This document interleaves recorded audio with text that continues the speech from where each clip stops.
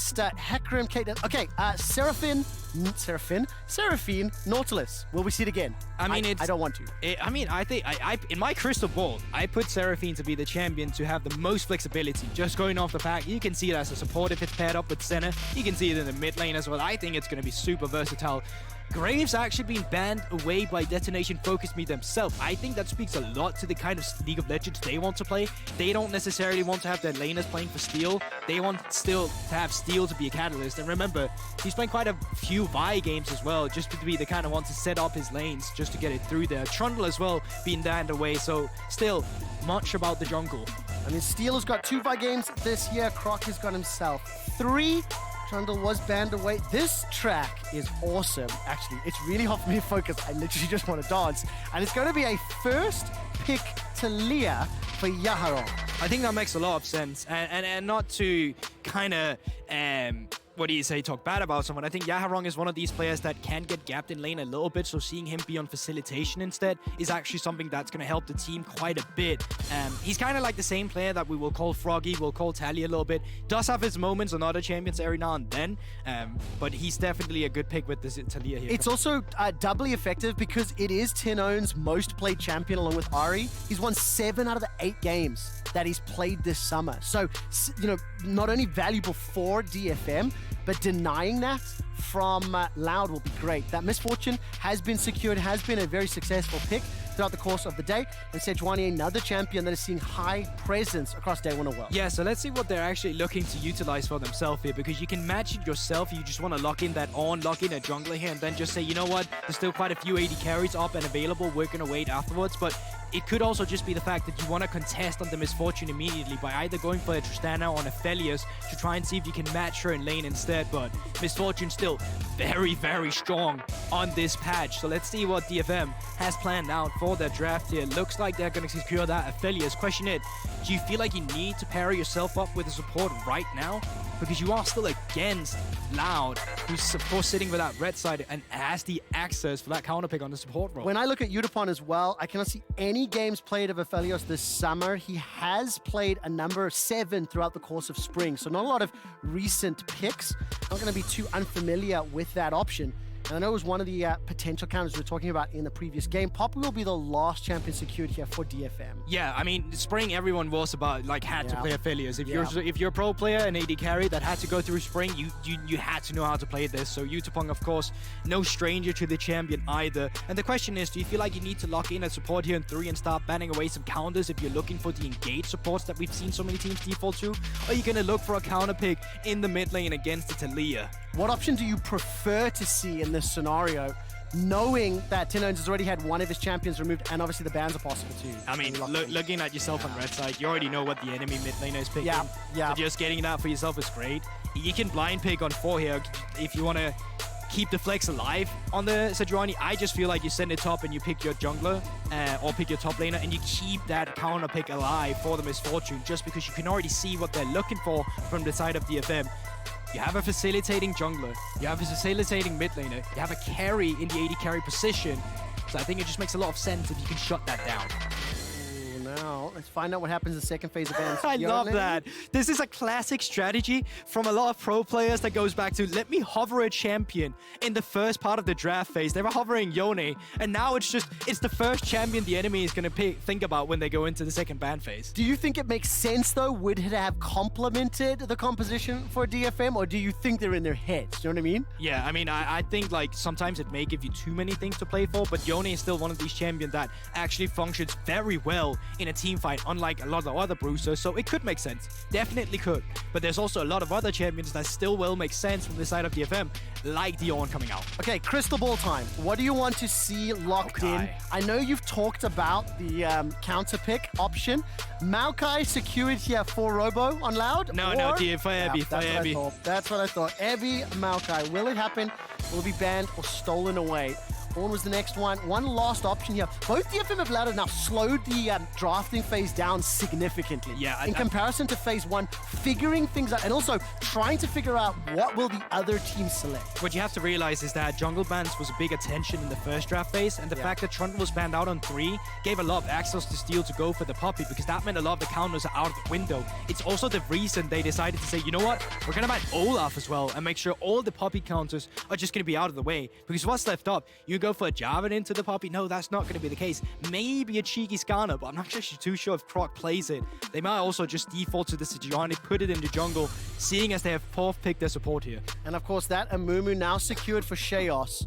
There's a lot of go forward buttons. The Sejuani, a lot of Sleepy Trouble Bubble, the Amumu, and layer on top with Bullet Time. Aatrox is locked in. Robo will now either get that Sejuani. I want to know if you like the option into it as Hop gets the Alistar, or do you want to see a different pick? Because we talked backstage about running some aggressive options into Aatrox, at least being able to contest it. I mean, this is the game where you say maybe we just want to play the side. The problem with that is that even DFM still has a mid laner that has incredibly huge, quick access rather, to the side lane with the Talia wall. But I think if you have a flex and you wait to 5 pick for your top laner, you want something that really makes sense. You want something that secures through the matchup, and I think you just have to slam something that works in the top lane. Instead, they've actually decided to lock into Viego, and this is where I don't always fully understand what they're looking for. Because if you already had the counter pick for one of your lanes where you could have just picked the jungler immediately, and then you could have gotten the support counter pick instead, now you just gave them access to put themselves in a good position for DFM by giving them the Alistar into the Amumu. So I think on red side, Loud didn't fully utilize what they could have gotten here. And the question is, will it punish them, of course? Will this be something that comes back to hurt them? Find out how this Viego and Sejuani play out, because I think that's the crux of this in terms of where you wanted to run potential, counters a strong word, but like answers into what is being presented to you. And I do think it is very crucial, it's very fair to be critical of a team that's already lost a game, playing a little uncharacteristic from what we saw from them regionally or domestically. And I want to zoom out and say, how do you expect the early game to play out? Where should we focus our attention? I think early game, you focus on DFM and what they have to offer as well, because there's a lot of ways to find ganks. Steel can go into any lane and find kill pressure if he wants to. From the side of Loud, you have team fighting on easy mode.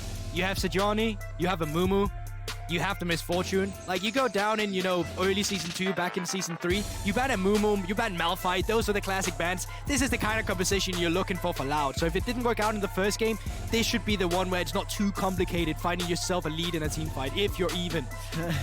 Shouldn't be too complicated. That is a bold sentence, I think. We will, of course, find out whether or not it is possible here as we load up onto the Rift. DFM making their first game, or making their debut on the world stage in 2022. The exact same roster from MSI. High expectations, I think, for the squad based on the performance we saw from Loud earlier today. They obviously want to try bounce back, and Robo got that very early Sejuani. I think, go for it. I think for DFM as well, it's a bit of a redemption run you're looking for, because while you're saying there is a lot of expectations coming through, they didn't have the best track record at MSI, right? They came to the tournament and they won in 5, as you said. So it's obviously a rebuilding phase. You really have to put into the context that when DFM played in 2021 Worlds, they had the equivalent of Exodia that Japan could really bring to... It's true, what Japan could really bring to the World Championship. And them reaching main stage was by far the best thing that could happen. Like, if you expected more, you'd be on too much copium. So I think, like, now coming back to finding the correct building blocks, that's really what you're looking for. I really wish you'd have listened earlier and used a Voltron reference or Megazord instead of Exodia. Yeah, but you can't really keep it repetitive. You gotta find new stuff. Give me more stuff to work with. You gotta repeat the golden oldies, the classics. All right. Maybe you're just not up to the task, Trevor. Oh, good book, sassy. I know. Sassy. Will DFM be sassy in this early game? They've started off, got that bottom lane helping out Steel on the Poppy. Got the Phase Rush in his back pocket. Keystones were highlighted just a moment ago. And Sayush now making his way down to that bottom lane, keeping an eye on Croc. He's starting in the right eastern quadrant on that blue buff secured. So no real surprises, and Robo already jumping forward. And we do have a very brief pause. How do you know it's brief? Touche. We have a pause briefly after starting the game. Oh, there you go. That's a much maybe you just knew something I didn't. No, that is 100% the right call, my friend. 100%. It's the one and only. If we do, wait, hang on. Have we had? Yeah, we have had a game pause already. We right? did, yes, we did. Yes. We're collecting them at this point. How many different kind of pause can we have? This is. Wait, actually, no. We're getting out in a chrono break. I'm just going to shut up. Why do you have to sit? Don't tempt fate. Touch wood. Okay, there you go. Touch wood. A little bit of like, it's an English saying. I don't know why. I mean, it's a sign of good luck. I don't know the origin of it though, so I'd have to look it up. All right, yeah. Well, I'm curious to that one. Okay, let's Google this. We might have time. Yeah, What definitely. is the origin of touch wood? Obviously, we do have a gameplay pause. If we get any info, I will let you know. No one knows when or how the practice of knocking on wood began. The British have used this phrase. It's since the knocking on 19th wood, century. not Yeah. touch wood. Yeah, no, I mean touching wood is a ritual of superstition for either bringing good luck or warding off bad luck. Oh, wow. Despite there is an origin that it's linked to the wooden cross, but yeah, no origin. So it's just somebody made it up and it stuck. Yeah, there you Yeah. go. Well, I mean, that's how all language works. To be fair, all language is Definitely. made up and it just stuck. I mean, we just knock under the table for like good luck in my culture. You're gonna give me all of that drama for you to just say the Danish people knock on the bottom of a table. Yeah. And like, how is that different to what I just said? Actually, that'll be interesting. How do? Are all tables made of wood? Oh, good point. Yeah, touche. Okay. There I you go. get you. I get you. I've said that a couple times. There you go. Oh, unfortunately. Thank you again for sticking with us. We know it's been rough. It has been a tough day for everybody. I trust that we will obviously look into these things and hopefully I've been iron here these since game problems 2 out. as well. I mean, it's been a long day. It has been. You got the TriCast to open the day, and we're gonna have 4 on the back end.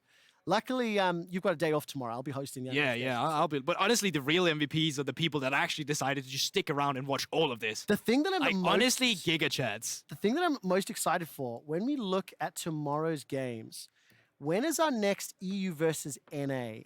We're not going to have one tomorrow.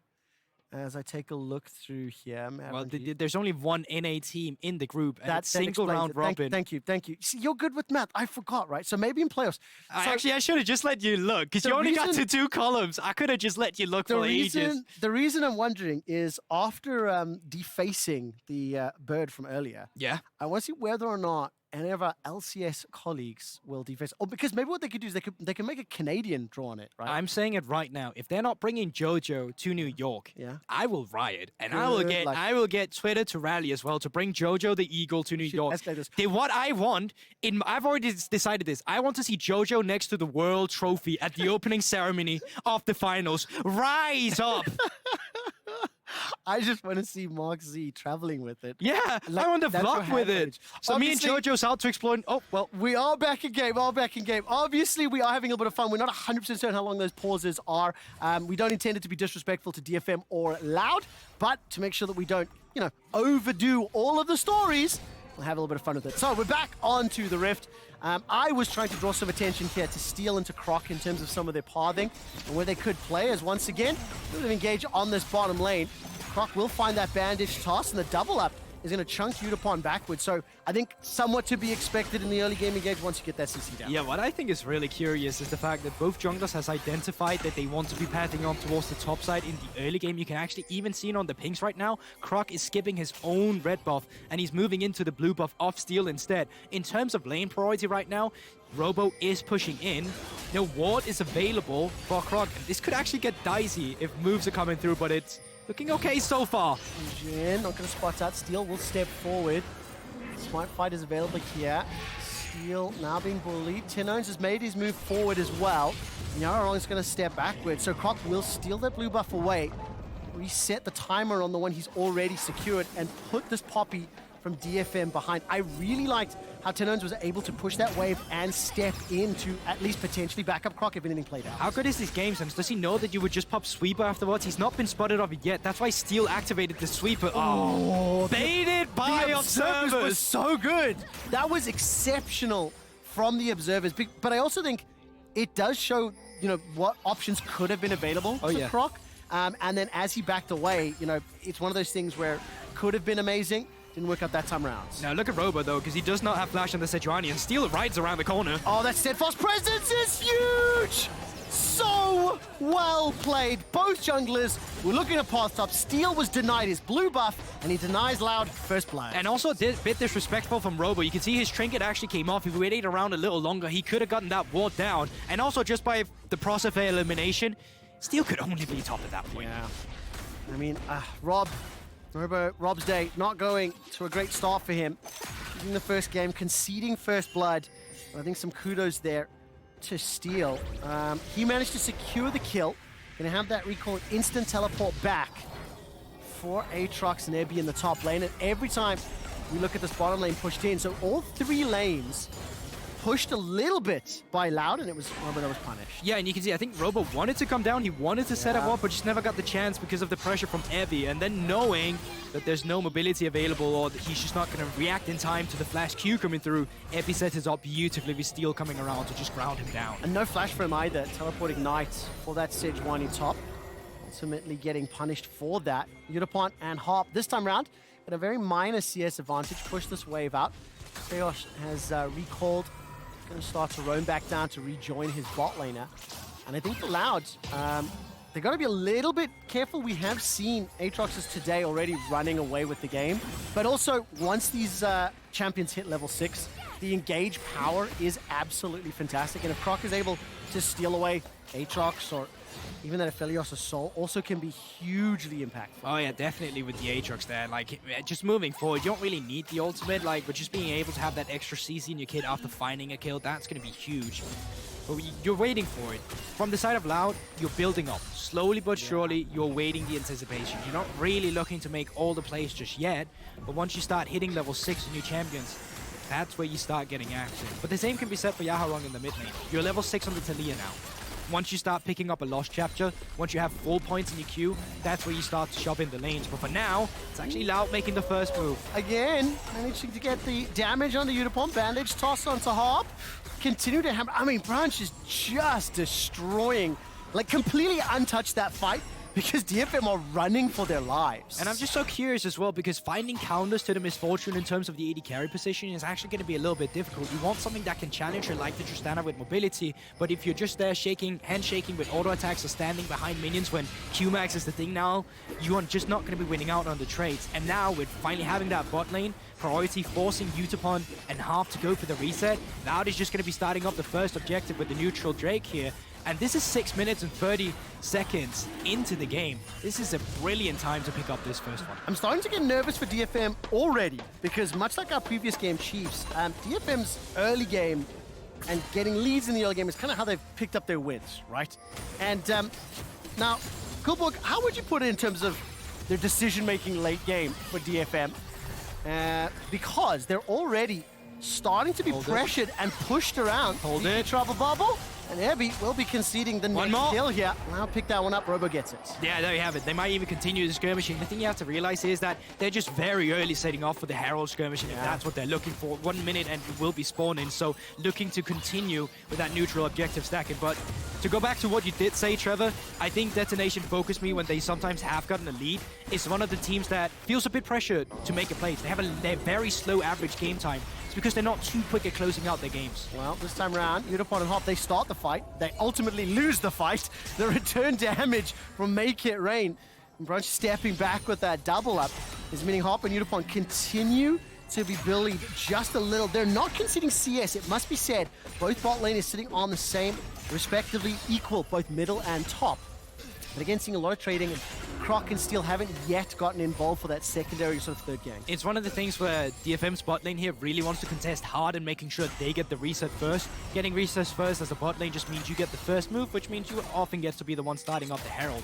The main problem DFM is finding themselves in right here is that they're now on reset. That means that there's a window now that Loud can look, and as you can see right now, Tino's push at the mid lane, Croc around as well. Level 8 for Tino's here. Yeah, and they're going to start off this Rift Herald, as you mentioned. Steel is pushing up.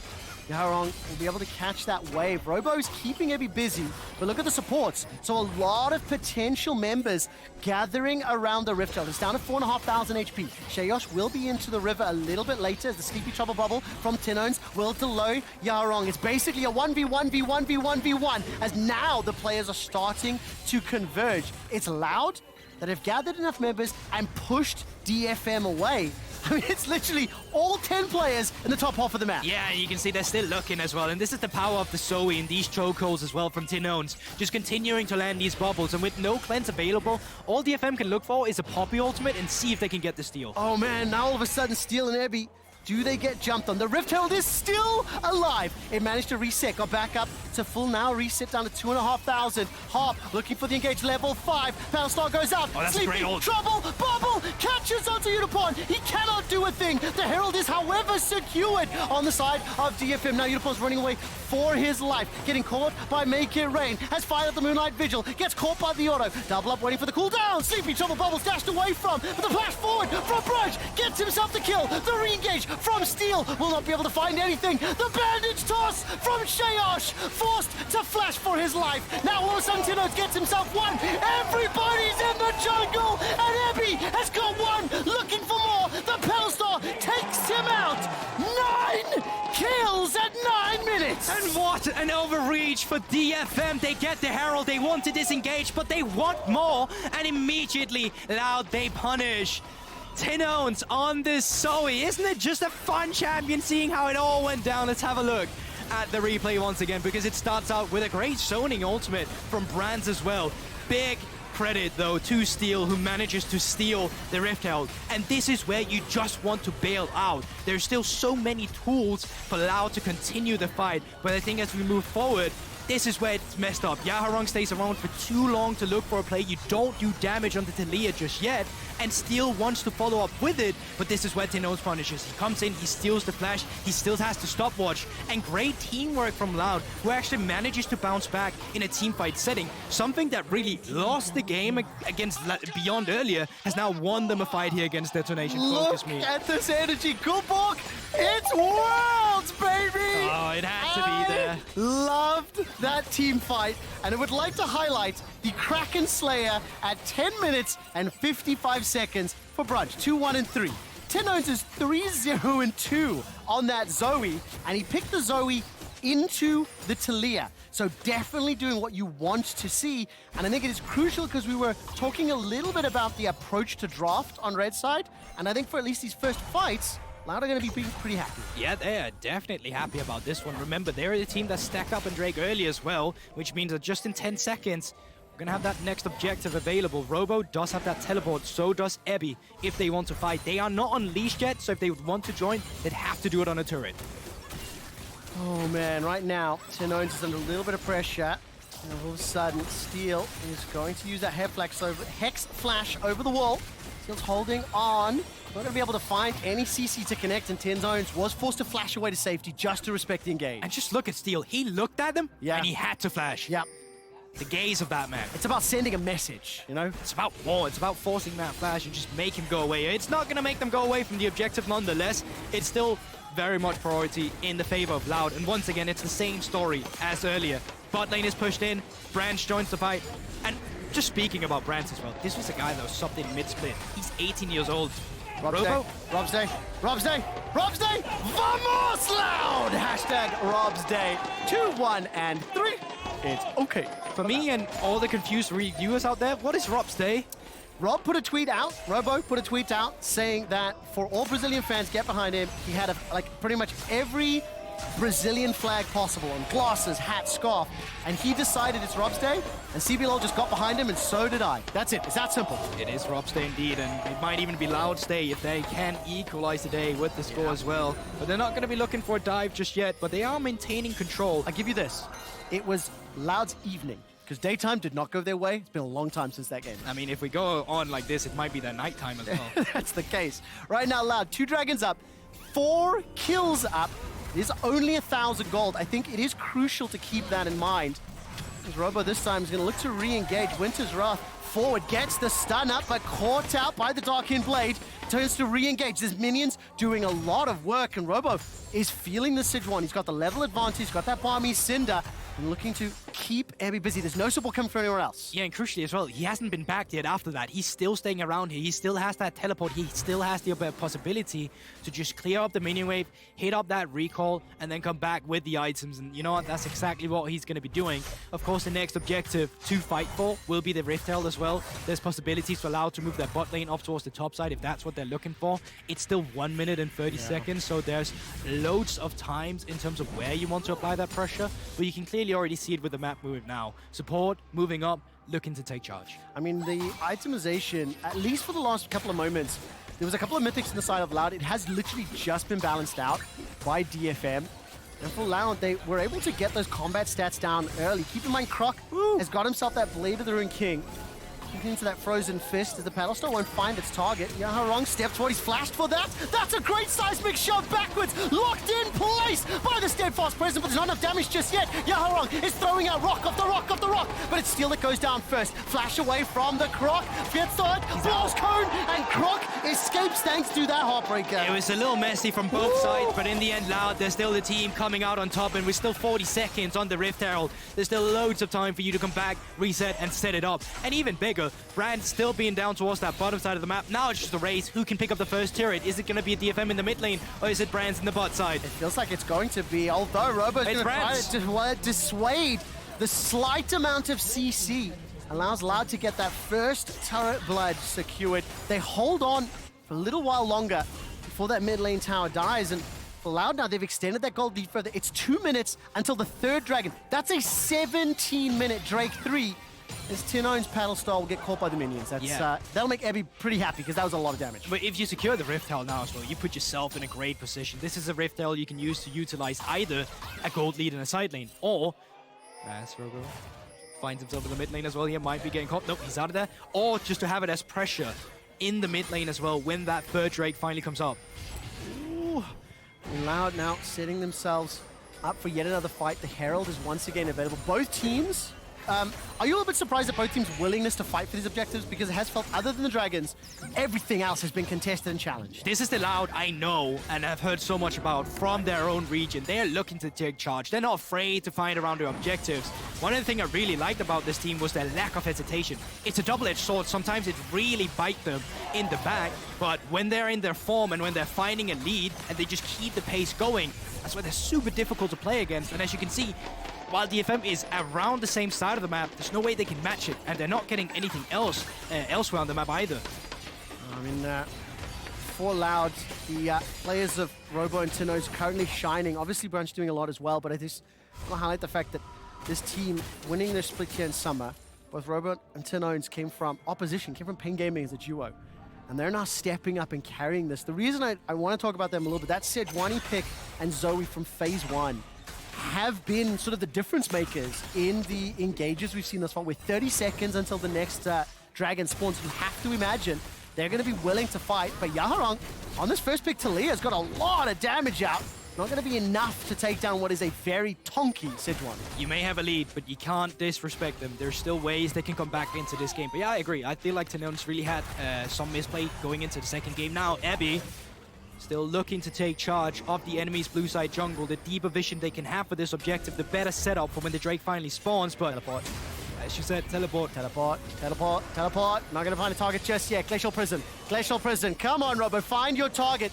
DFM, what's your answer? How do you stop this down? Weaver's wall can work, and this is great from Utapon. He's pushing the mid lane. Robo's going to caught out. the Umbral Chains won't pull him backwards, and Branch is stepping forward, looking for a target to pull it. Time down. Croc is going to heartbreak away the Poppy. Going to have that steadfast presence, and Evie gets stunned up, locked up, taken down. Loud get another kill. They will get themselves another dragon. And DFM, they just want to make that play so bad. But Loud, they're just in a way better position, and huge props to Robo once again, finding Steel. The rest of Loud immediately collapsing. Oh, so well played here, Loud. They are still only 2,000 gold up, but crucially, the game accelerator, the way to really look to finish cleanly, finish fast, is to look for that soul, look for that Elder. And right now, 3 dragons at 18 minutes. Loud have got themselves set up for, let's call it theoretically, one more dragon fight, get that soul, and that's really how you can see them winning this game. Most definitely, and let's just have a look at the replay once again. Oh, it's actually Tinones who find the bubble, and then it's just a no-brainer for Robo afterwards to find it with 3 other ultimates combined on top of it. And he does so much damage. You can see why they're really looking for it, why he's flashing forward, but even if he gets it, his own team is just not in a position to really follow up afterwards. Can I give you a quick stat you're going to love? Oh, you're really going to love this How fight. do you know I'm going to love them? I know this for a fact. Okay, go on. Do you know that Loud have been involved in both of the fastest first dragons of the day? Ask me how. How? In their game against BYG, Dragon number 1 was secured at 6 minutes and 35 seconds by Beyond Gaming. In this game, it was picked up by Loud in 6 minutes and 35 seconds to the second. They have been involved in both games with the fastest first Dragon. Improvise, adapt, overcome. That was the adaptation. They're trying to overcome what they had done earlier in the game, and now Tinones might be getting caught. So good. Tinones is going to be able to escape for now. That Sleepy Trouble bubbled it so much, and here's the rest. has it bought enough time? Loud arrived. The Glacial Prison's flashed away from it. Will lock Steel under the turret. He starts spinning the Poppy Copter and will send Branch away. Third re-engage is fantastic for detonation. Focus me, but Epi gets focused down himself. Robo looks for another stun. Will find the Permafrost and lock down the kill for Croc, who's stolen away the shoves, the pebbles, the rocks. Manages to heartbreak once more. It's a double for Tinones. 4 more kills for Loud, and they are running away with this game. Only one traded back for DFM, and as you said, they are most certainly running away with it. 20 minutes into the game, they're lacking their jungler. But how bold are they feeling? How much are they feeling themselves? Purple Worm has been starting up. Purple Worm has been started quickest. This may be the fastest Baron of the day. I'm fairly confident on that. I will wait for it to be secured and ask for stats to validate it. So Loud on the day will have the fastest Baron. Oh, they're waiting for their member. Will have conceded the fastest Dragon and will have secured the fastest Dragon. Can I get a stats confirmation on that, and can we make Dash ask the analyst desk about it? Because quick stats are also his passion. He knows it. Break down this fight for me, football. Yeah, and I mean, it's... I was not ready for that transition, by the way. I thought initially this was the fight that was going to work in the favor of DFM, but the... once again, just the willingness to pull the trigger from Croc to just flash over the wall to set it all up. I legitimately thought this was going to be another Pentacle had Harp not find the Polarize in towards the turret, but even then, Tinones, with that set flash as well, immediately ults forward, finds it, and paddle start for a double kill. Just great stuff from the side of Resilience, and let's have a look now as they're still looking for fight. Oh, what? Where did Hop go? Literally, where did he go? I didn't see the damage at all. 1.4k damage from Branch on MF. If we do get a replay, that has to go slow-mo, because my old man eyes did not see it. Rebel Baron power play activated. 2 minutes left to go. Surely not. Inhibitors being focused down. We may be on track for the fastest game of the day as well. Oh, most definitely, and even if you're not, they're just pushing in the mid lane or bottom inhibitor, and then still Tinones in the mid lane shoving in a wave as well. They can just keep the rotations going, but they're actually going to push them out here just from their own base. Very greedy path to take, but there's no way for DFM to punish them right now. Dun dun dun dun dun dun. The engage comes up from Steel, not going to be able to do a lot more. Ebby has just spawned this second, no teleport available. Inhibitor secured in the bottom lane. Yeah, most definitely. But it also just feels like now they're just waiting for the pressure to come through. They're looking to find a RAV point of attack. They're not really looking to commit to anything too much, I say, as an engage comes through. Does indeed. The bullet time's flying across Harp. Steel is the next target. Chunked down. Ebby forced to run for his life. Robo goes over the wall, but doesn't find the target just yet. Unicorn will just about go down as Croc will heartbreak his way forward. Another tower falls. The inhibitor's being focused as well. We are on track for the fastest game of Worlds 2022. Yeah, 2 members down, 3 members actually with Epi as well. Minion wave coming in here as well, and they can definitely look for it. Ultimate comes through, but Cannon Minion is still there, and Sleep, but no one's enough to actually punish it. Good book, good book. What? Improvise, What? adapt, overcome. Earlier today, Loud lost to Beyond, and that was the fastest win of the day. Right now, Loud want to reclaim that. Nexus turret number 1 is being focused. That's the Bud Light Ace underneath the Nexus turrets, underneath the Nexus, and the fastest win of play-ins day 1. Loud take down DFM. Loud strike back, and I really thought that they were just going to try and set up for the Dragon, keep DFM pressured in their own base, but DFM had enough. They looked for a fight, and that find allowed Loud to silence Detonation Focus Me. Oh my word, what a game. Everybody at home, I got very excited. I got a bit carried away with that one, but my word, did I have fun. So, in 2 games today, Loud are now 1-1. They have conceded the fastest Dragon of play-ins. They have secured the fastest Dragon of play-ins. They originally conceded the fastest loss of play-ins, and now they just set the fastest win. But when I was talking to some of the English casters as well of CBLOL, this was the team that was described to me. The team that, you know, they're not afraid. They want to put themselves forward. They want to not find the team we saw earlier against Beyond. Exactly. I thought that against the Beyond earlier, they would actually be way more aggressive, but they just really didn't found their way on the stage just yet. But this is the team that won TP LOL. Definitely fantastic bounce back. Of the 5 games they will play in the group stage, 1 win, 1 loss. Taking a look at the rest of the squads here, I mean, Fnatic currently 2-0. Evil Genius's Chiefs to look forward to playing against, as well as Fnatic. Loud, I think, going to be happy with that one, at least picking up that win. And for DFM, a little bit disappointed, maybe. The game absolutely ran away from them. Those early dragons and those team fights, Loud just had the answers. Yeah.